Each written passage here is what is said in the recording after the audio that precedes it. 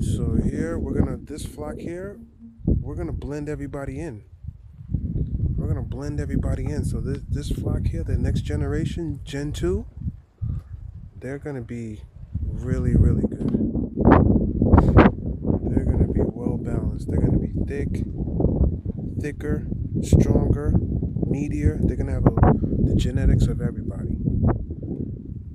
Everyone's genetics. Okay.